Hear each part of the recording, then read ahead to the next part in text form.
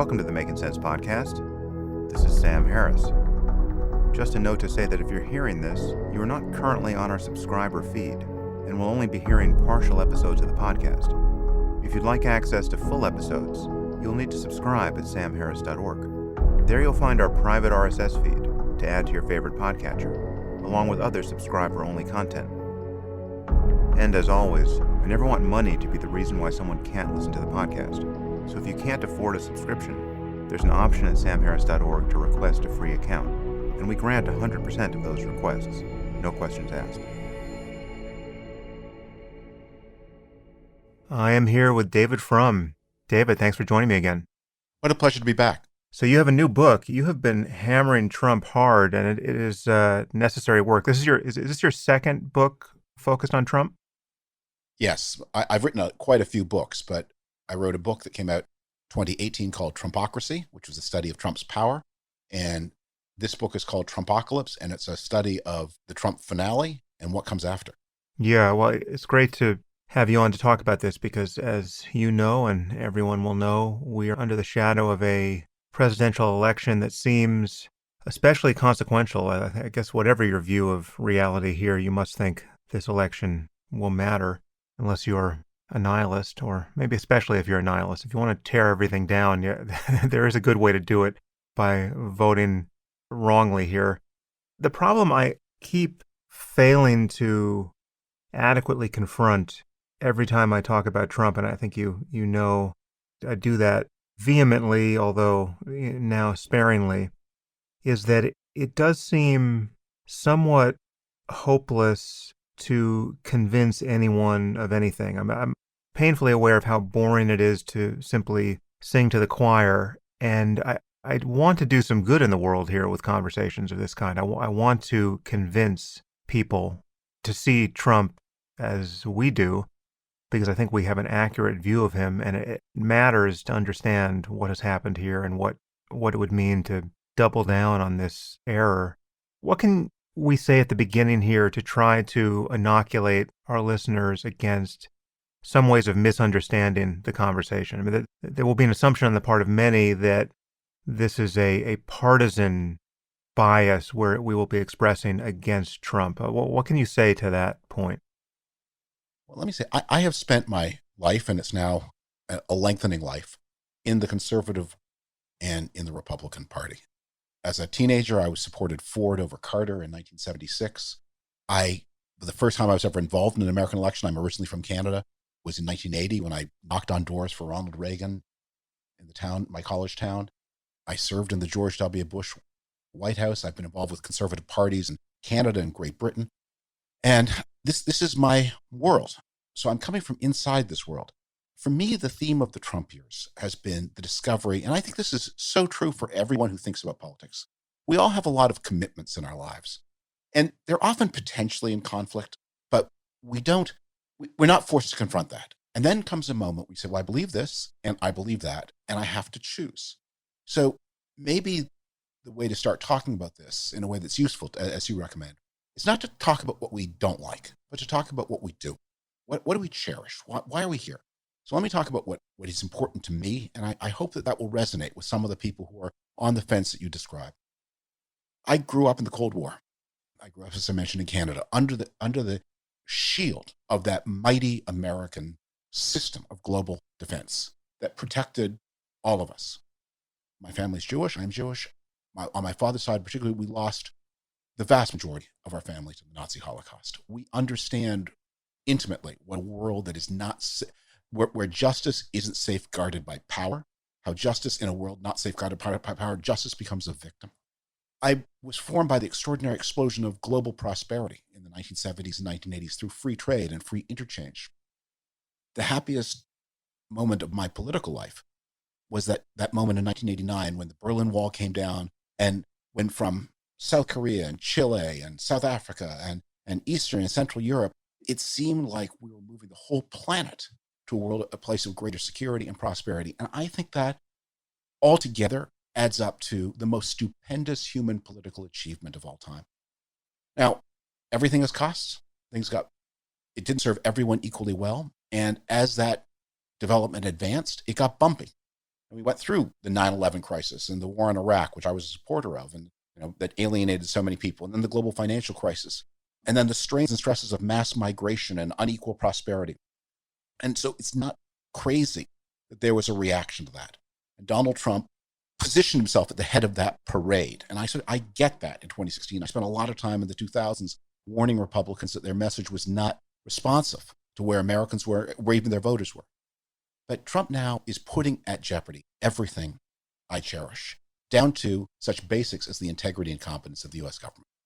Yeah, an analogy comes to mind which would characterize my view of that jeopardy and also how a criticism of Trump need not entail any partisanship.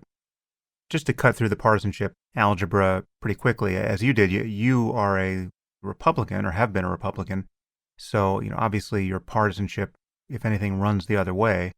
I have never voted Republican, but there's absolutely nothing I have said or will say about Trump that would apply to someone like Mitt Romney or John McCain or any other normal Republican.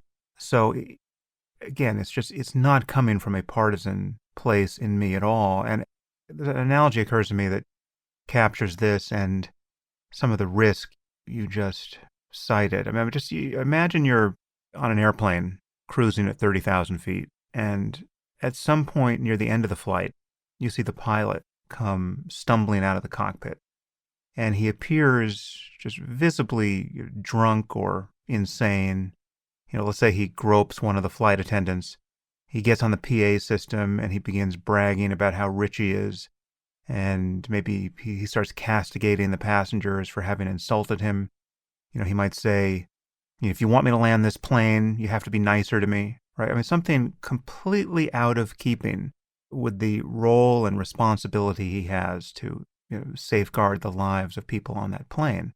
Then he'll, just to continue this analogy, he could launch into a conspiracy theory about how the airline is really run by a shadow group of maintenance workers who have been undermining him, right? And he thinks they've been monkeying with the instruments in the cockpit.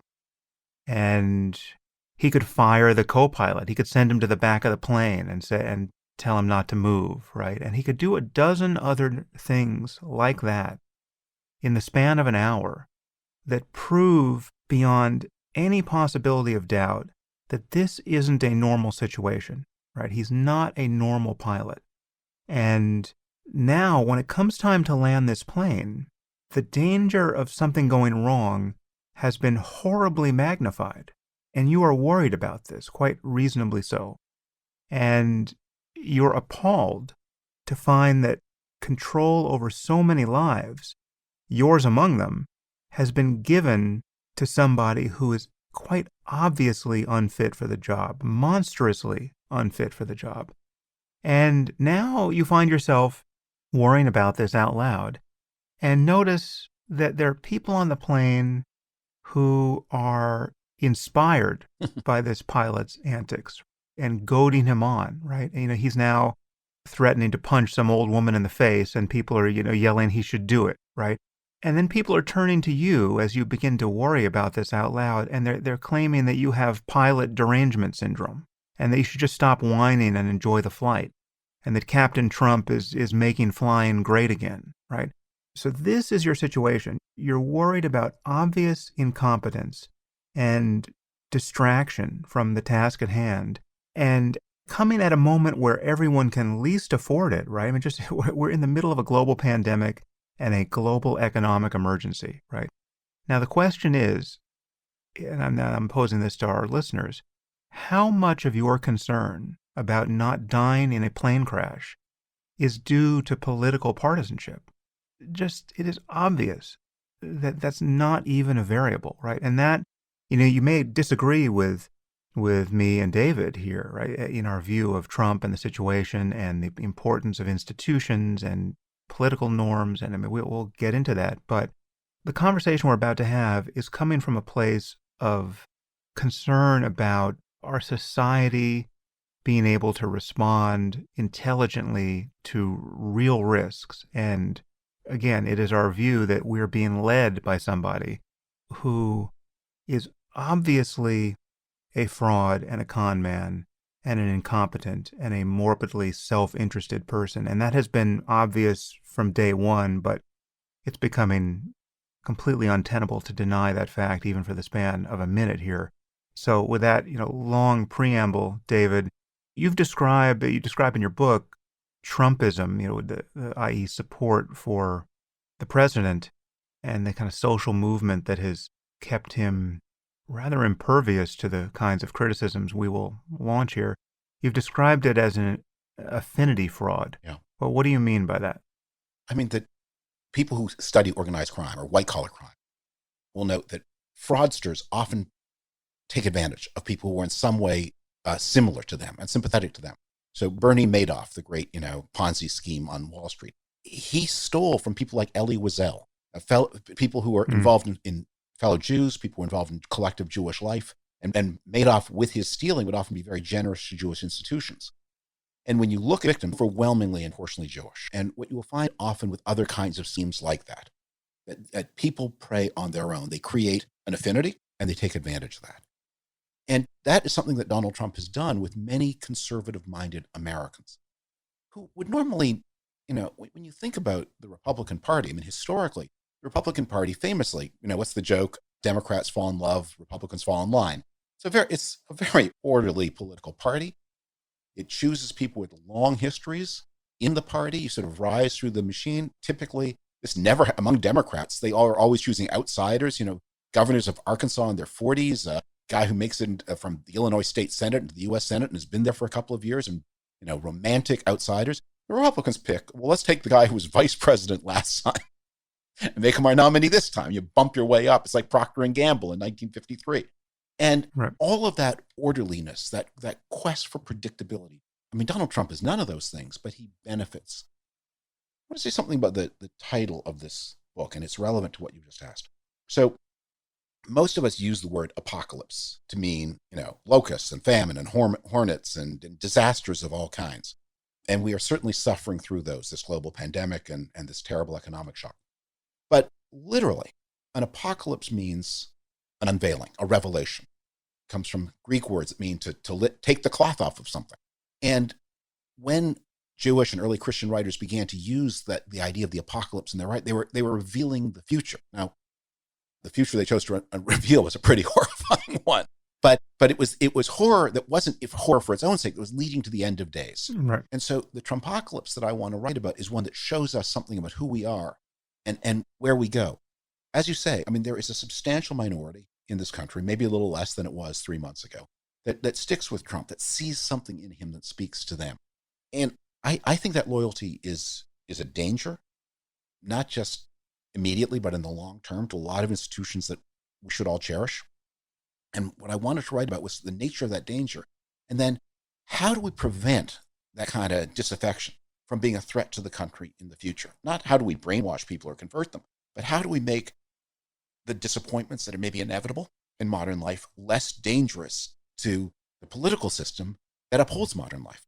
Yeah, well, let's talk about that affinity. And I mean, maybe we're talking about 30% of Americans. I mean, there seems to be a core that now has outside political influence because they seem to be so unpersuadable, which is to say unmovable based on the 10,000 pieces of information that should have pried them loose from their affinity to Trump. What do you think the organizing principles are there? I mean, it's clearly not racism as often alleged by the far left. I mean, I'm not suggesting that there aren't racists who support Trump. In fact, I would imagine almost every racist does. But I find it very hard to believe that's the organizing principle. I mean, one thing that is clearly happening, and it's even creating a larger footprint in our society than support for Trump, is a distrust for institutions. By institutions, we're talking about the press, we're talking about normal arms of government that heretofore seemed important, like the State Department. We're talking about science and scientists attempting to communicate it. How do you view the relationship between institutions and the rest of society right now? This is a problem that I described in a book I wrote a long time ago as the man in the white lab coat issue.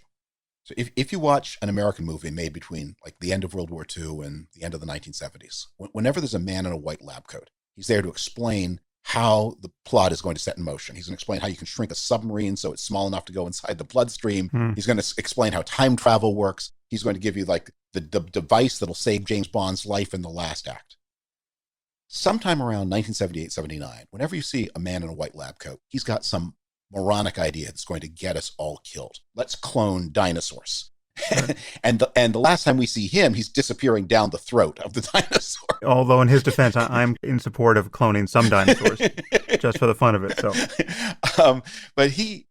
So yes, we've been through that shock, and it's become especially intense recently. And I wrote about this in my first book about the Trump presidency. I'm trying to think, starting in about 1998, whenever people we socialized with, the people we went to school with, our type of people, whenever they had a brainwave, let's sell stock in a pet food company that moves pet food by air. Let's, do the Iraq war. Let's securitize home mortgages. Every one of those brainwaves turned out to be an absolute calamity for most of the people around them. So a lot of the trust that we would like to see in our institutions was squandered by mistake. And people came by their distrust honestly. And Donald Trump used that. Not that he's a trustworthy person at all. He's the world's least trustworthy person, but he had a shrewd eye for people's vulnerabilities. So one of the things that I am in this new book talking about is how do we regain that trust? And how do we make practical changes in a way that stabilize democratic societies, and not just the States, because we need to see Trump in a more global context. And a lot of the way forward, human life is tragically short. But the fact is people have been living longer and longer. And as they live longer, they are carrying forward quarrels from half a century ago into the present. I mean, Newt Gingrich is still talking about Woodstock. He's still mad about it all these years later. and maybe Woodstock was a good idea. Maybe it was a bad idea. He looks like the one guy who didn't get invited and held it against them. Right. The Vietnam War. They're still arguing about that. This half century, now more than half century later. And Donald Trump uses all of these cues from like the Nixon campaign of 1968. And it's yesterday's world. And we need to build a politics for tomorrow's world. And so, and that means sometimes that some of the things that you talk about that seem to be so-called left-wing issues, like making healthcare more universal, can only be effectively executed in conjunction with things that would be considered right-wing issues, which is having some kind of restraint on immigration. That a lot of the solutions to problems like climate change are going to involve ideas that actually look right-wing, like pricing and like more use of nuclear power. And we are going to need a new generation of political leadership that is not stuck in categories left over from when there were three channels on TV. Yeah, that's an important point. We've been noticing this in many ways, that the old way of talking about left and right politically and the boxes that one needs to check to be a member in good standing as you move left or right of center, that seems to have been getting scrambled in a variety of ways. And it just makes it difficult to talk about what's happening and predict how people will respond to news events, to think. I mean, Trump himself is an existence proof that politics as we knew it prior to 2016 no longer makes any sense. I mean, the idea that the Christian right is behind this guy as though he were some apotheosis of their values, it's a reductio ad absurdum of everything they pretend is their values, and yet it is visibly manifest. So it's a very strange time to even categorize political thought. One of the things that defined politics when a generation ago, in the 1990s, was the United States was an exception to the rule that as societies became technologically developed, became wealthier, they became more secular. And so when you looked at social science from 1995, the United States looked like it's completely different from Britain or Germany or the Netherlands or Australia or even Canada, all of which were rapidly secularizing, and the United States just wasn't. And then beginning about 2002, the United States suddenly, bang, caught up. And the United States has been, and I talk about a lot about this in Trumpocalypse, about the loss of religious affinity that has happened in the past decade and a half. And how much of this is about people under 30 simply not identifying with parental religion.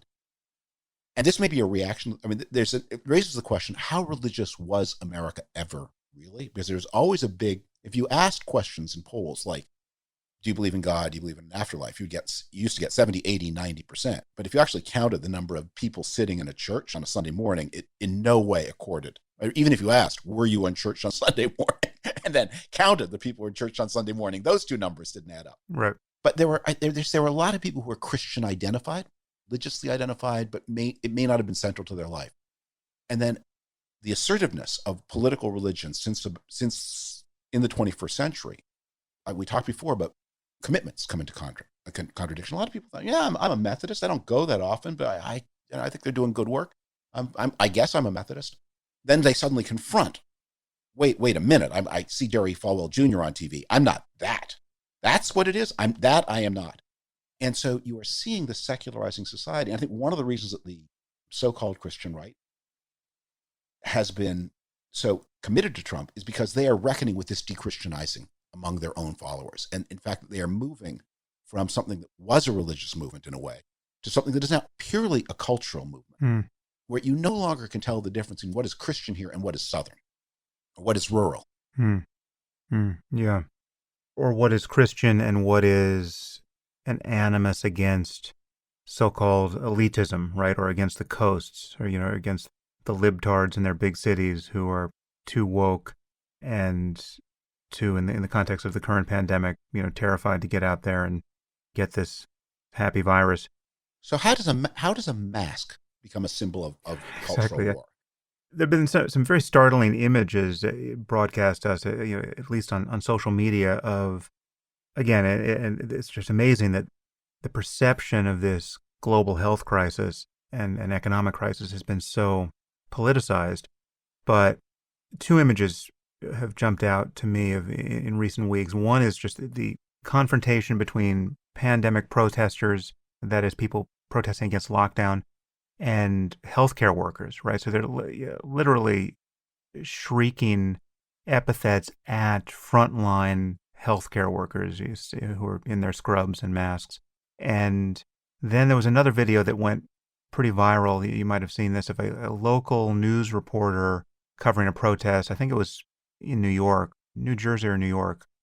And just the level of hatred being expressed by otherwise normal people toward a random member of the press was really alarming. Again, it could be something manipulative about how this was set up, but it seemed to be a member of a local news affiliate walking the sidewalk among.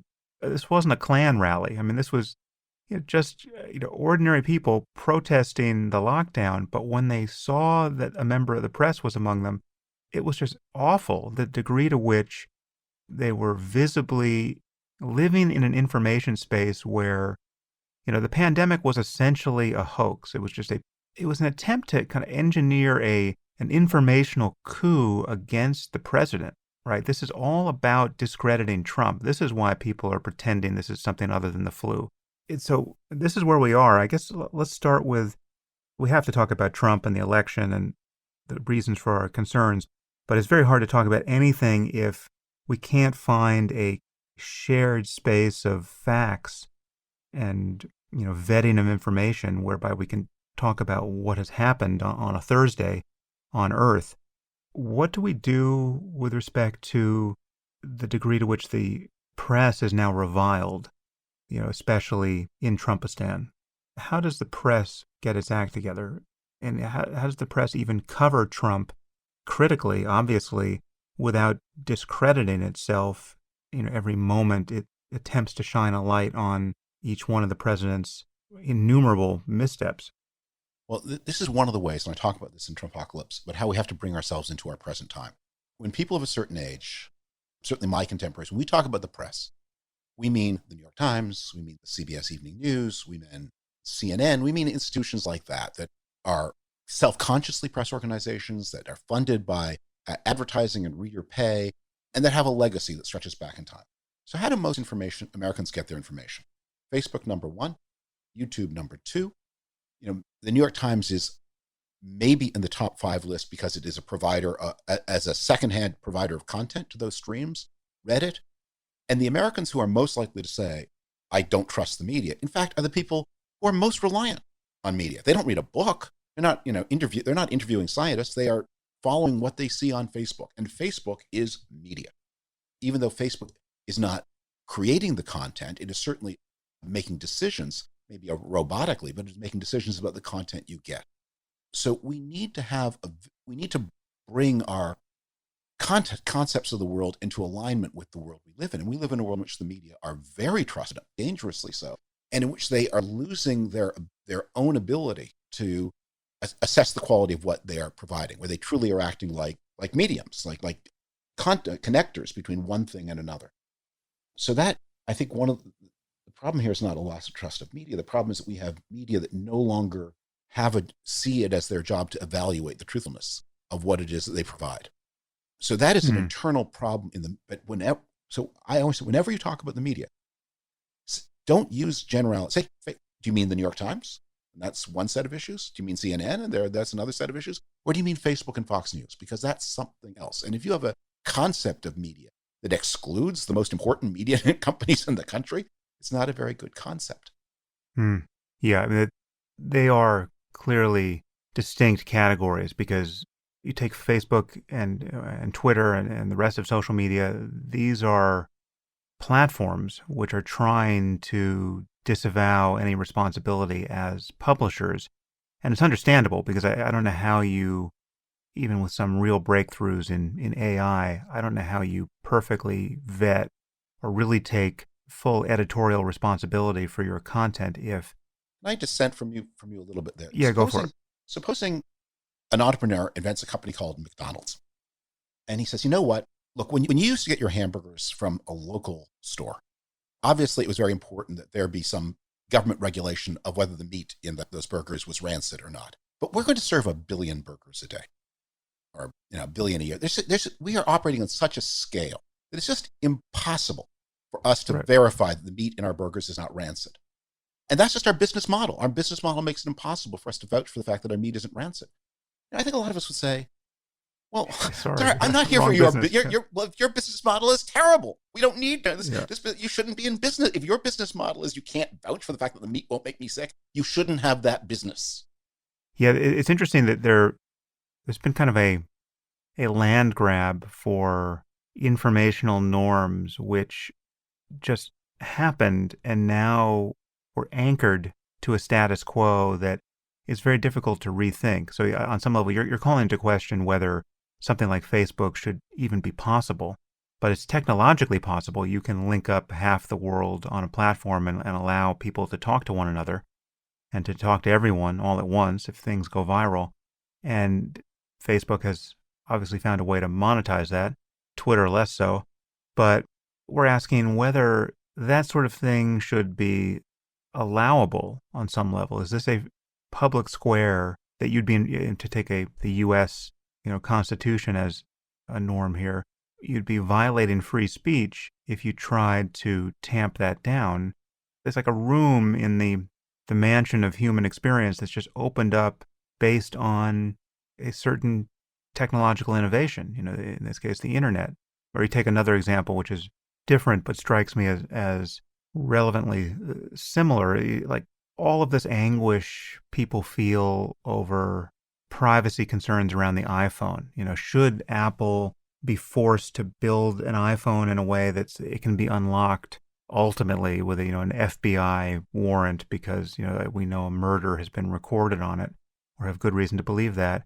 Well, there are many privacy purists now who think, no, you've got strong encryption, and this is just math and technology dictating that we should have now a zone of privacy that, even if we acknowledge that we ourselves are murderers, no one can force us to open our iPhones. They can demand our DNA, but they can't demand access to our FaceTime interactions or our WhatsApp interactions.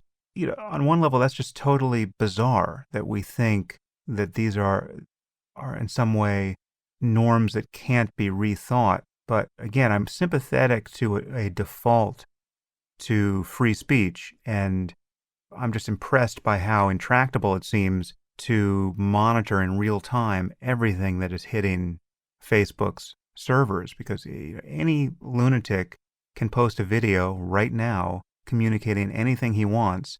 And that will be one of, I don't know, someone has the numbers here, but let's say one of a billion pieces of content uploaded today on Facebook.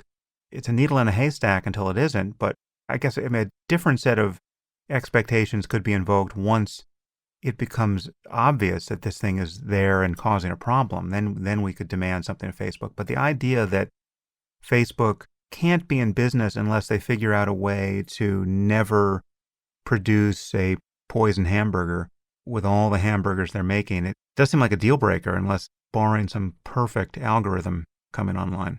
Well, let me give you another example of one of these questionable business models. The way politics worked in the United States from the civil rights era till the end of the 20th century was you had these two vast political parties. They're pretty messy assemblages of lots of different kinds of people in lots of different kinds of places. And for that reason, they were not super ideological. And for that reason, they tended to coalesce around, with rare exceptions like a Ronald Reagan figure, pretty moderate people. When they became non-moderate, like Barry Goldwater or George McGovern, they got clobbered. And even a non-moderate like Ronald Reagan learned he had to be a really beguiling, winning, sunny, reassuring person if he was not to frighten people with his ideology that was so strong. That began to change in the 21st century. The parties became much more ideological for reasons that had to do with American life. As they became more ideological, they accelerated with reasons that didn't have a lot to do with American life, but became part of gaming of the system. And that on the Republican side in particular, the Republicans realized they had an ideology that could not command a Democratic majority. In 1985, if you were in that predicament, you'd say, well, I guess we're going to have to change our ideology if we want to enjoy the spoils of office. But by 2015, the attitude was different, which is we don't want the conventional spoils of office like postmasterships and ambassadorships and those things. We actually have a program here that we are determined to cram through. And we are becoming aware we actually can't win in an open competition. So we're going to have to make the competition more closed. And one of the big themes of the book is how the Republican Party, forced to choose between its ideological commitments and a competitive democracy, has been gaming the system more and more aggressively. And it's helped to do that by the way the movement of Americans from the interior of the country to the coasts in a system that makes these ancient boundaries so important. So you can have people, you can have all of California with no more. I mean, if people in Wyoming ever were treated on an equal footing with people in California, they would feel themselves really ill-used. Yeah. and then you have the system where the money flows from the coast to the interior, but the interior uses the political power. You may remember Senator Mitch McConnell talking about driving states into bankruptcy. What that's about is bankruptcy is a federal responsibility. When a state defaults on its debt, states have been doing that since the 1830s. But if a state were ever to go bankrupt, which they can't now do, that would mean the state would submit itself to the oversight of a federal judge, i.e. somebody picked by Mitch McConnell. It is an attempt for the parts of the country that are receiving money to leverage their excessive power because of constitutional compromises and the way the system has grown up over time to take other people's economic power and use it to their own ends. So I have a series of suggestions in the book about how, without radical political reform or fantasies like abolishing the Electoral College, you could bring the American federal system more into line with how wealth is produced in the American nation. A last thought on this, 2008 at the Republican convention, Sarah Palin gave this fantastic acceptance speech. And one of the lines was written by a friend of mine. He did a great job. And one of the lines she used was, she quoted a piece of writing, and I tell the story of that writing, in which she said, "We raise good people in our small towns." And in the book, I said, just imagine how all hell would break loose if a candidate at a Democratic convention would say, "We raise good people on the Upper West Side, Manhattan.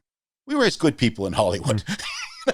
Perhaps not quite as bad as the Upper East Side, but close. But who's paying the bills around here, folks? Right. Yeah, I mean, the degree to which the cities and coasts subsidize the heartland is an interesting asymmetry there. And as you say, the political leverage based on representation, at least in the Senate, is running the other way. Why do you say the abolishing the Electoral College is just a pipe dream?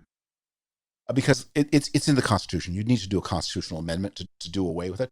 So I'm focused very much in Trumpocalypse on things that you could do with ordinary votes of Congress real fast.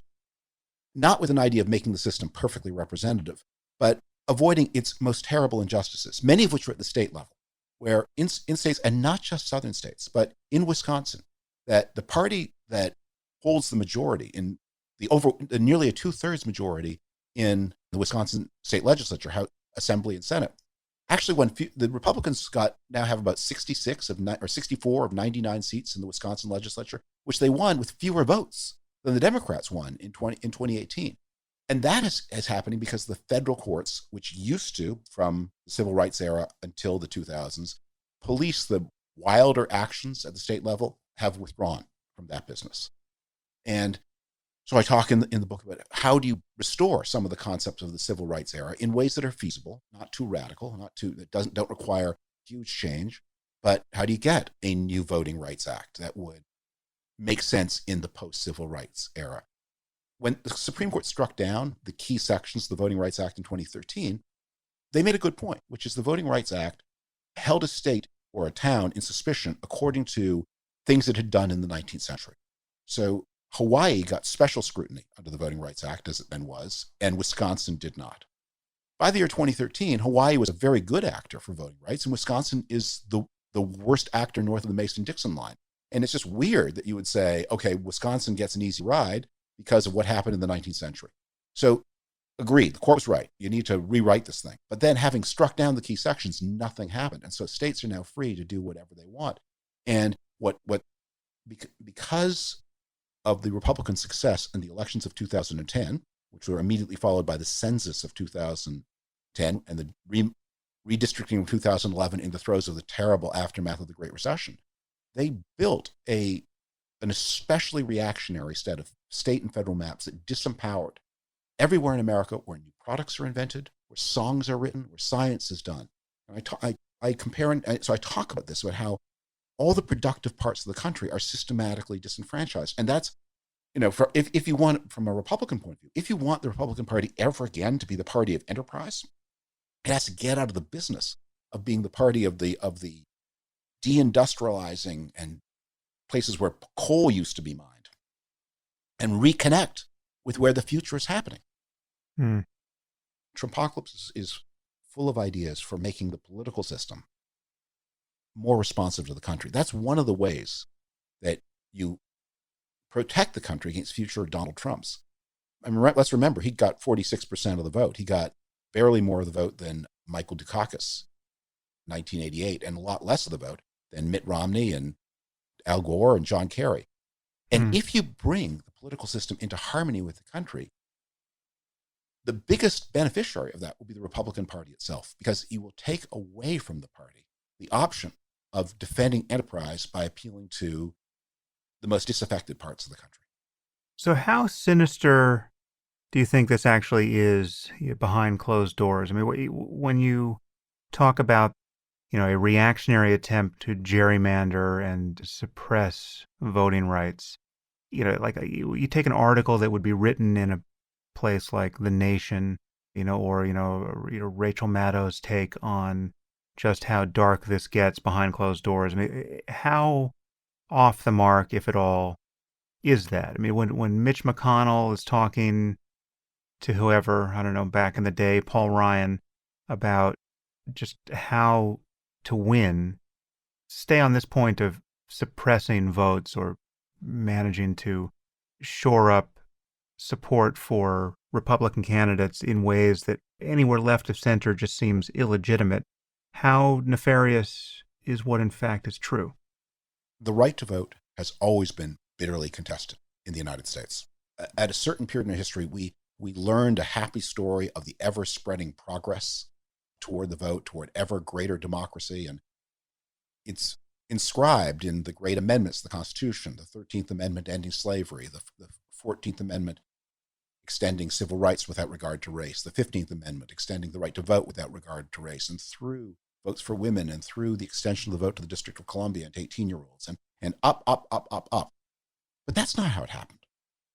it was always going forward and going backward. It has always been, through American history, a familiar tool of politics to try to prevent your opponents from having the right to vote. And to this day, the United States has the weakest constitutional protections of voting rights of any of the democratic countries, partly because the Constitution is so old and so much of it was written before Americans agreed that everybody should vote. And so one of the things I think we need to make, and this may be the service Donald Trump has done, is I think it is not impossible that we will look back and say, that was a very upsetting experience, but it actually put us back on the right footing because Donald Trump made explicit and made kind of cheaply corrupt a lot of things that were going wrong in the country without him. And so we need to commit ourselves to say, you know what? We're a democracy. We all think we are. I mean, sometimes you'll hear Republicans say, it's not a democracy, it's a republic. I think a lot of people react to that I always thought it was a democracy. Didn't you think it was a democracy? And if it's not a democracy, shouldn't it be a democracy? So let's be a democracy. And let's say, you can compete in all kinds of ways. You can find, more appealing candidates with better resumes. You can ads on TV. I mean, you can dig up dirt your opponent did when she was a college student. You got all of that. But what you can't do is compete by preventing people from voting. And what you certainly can't do is write voting systems where if you get 45% of the vote, you get 60% of the seats. We're not going to let you do that. That option is now off the table. And if Donald Trump helps us to do that and other things too, Donald Trump has taught us how the United States has, compared to any other democracy, a super politicized system of law enforcement. There is no other democracy on earth where decisions about who to prosecute and who not to prosecute are made by such political people as in the United States. We need to fix that. And Donald Trump has forced us to concentrate. I think we basically lived through a big tidying up of the American political system after Watergate and the related scandals in the 70s. And then those reforms have just been losing their impetus, losing their effectiveness over the past 20 years. I think we are going to need post-Trump kind of moment of reform like that which we had just before the First World War, just after Watergate, really renew institutions, and not just voting institutions, but those that enforce law, those that make our social welfare systems work, and those that preserve the climate and the environment for future generations. Trump has definitely pressure tested our political system and the rule of law to a degree that I think very few people anticipated. I think one surprising discovery is how much the sane functioning of government relies not on actual laws, but on political norms. Just, you don't do that sort of thing, right? So it takes someone who has absolutely no political scruples to do that sort of thing for us to realize, there's actually no wall there. There's no guardrail. There's nothing keeping us from the howling abyss if we move further in that direction. And Trump has exposed so much of that landscape. I want to get into some of these up-to-the-minute controversies around Barr and the so-called Flynn controversy. But before we jump into those details, you, if I'm not mistaken, at least in the book, I don't know if anything's changed, you seem very confident that Trump will lose in November. Yeah. I really would like to share that confidence because, if for no other reason, I will sleep better at night. Why are you so cheerful on that point? Well, I thought he was probably going to lose even before the pandemic struck.